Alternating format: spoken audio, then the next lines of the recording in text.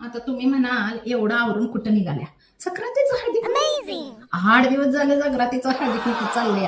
रोज एक ठिकाणी 2 किलोमीटर चालत जायचं, 2 किलोमीटर चालत यायचं. एवढ्या लांब जायचं, ती वाण हळदी कुंकू चुकलं, हळदी कुंकवासाठी नाही त्या वाणासाठी पळत जायचं. आणि तिथं गेलं की ती एवढी एवढी दबी करून तोंड एवढं एवढं करायचं. आणि घरला येऊन म्हणायचं बोंबलत फेपलं तेवढ्या लांब कशाला 4 किलोमीटर गेली काय माहिती त्या डबीसाठी. ती डबी 8 दिवस माझ्या उपयोगाला येऊच नाही येऊ, पण पाय मात्र 8 दिवस नाही वाटतं कशाला गेली काय माहिती. आता अहो एक ठिकाणी तरी हळदी कुंकवाला गेली, तुम्हाला सांगते त्या हळदी कुंकवाला दिलाय साबण, भांड्याचा साबण आणि ह्यो कपड्याचा साबण.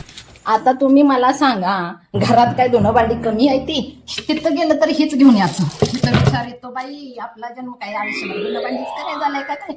गेलं तरी तिथं धुणं भांड्याचा साबण कुठं घासणी, आयुष्य गेलं ते धुणं भांडी करा. तिकडे गेलं तरी अहो मैत्रिणी हायसा लय राहिलं. पहिल्या वर्षी राहिले कधीतरी 10 वर्षात नाही एखाद्या वेळेस पिक्चरचं तिकीट देत जावा, किती आनंद.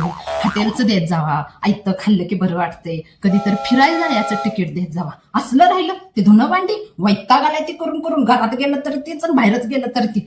आता पुढच्या वर्षी फोन आला की पहिलं विचारणार आहे वाण काय ठेवली, मगच हळदी कुंकू बायना. हे माझं सांगते बरं का मी तुम्हाला पटतंय का? पटत असलं तरच लाईक शेअर कमेंट करायचं. आणि हळदी कुंकवाला वाण विचारूनच जायचं. कुठल्या देवानं सांगितलंय एवढं तांगडं तोडायचं?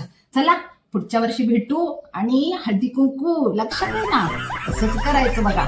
चला बाय.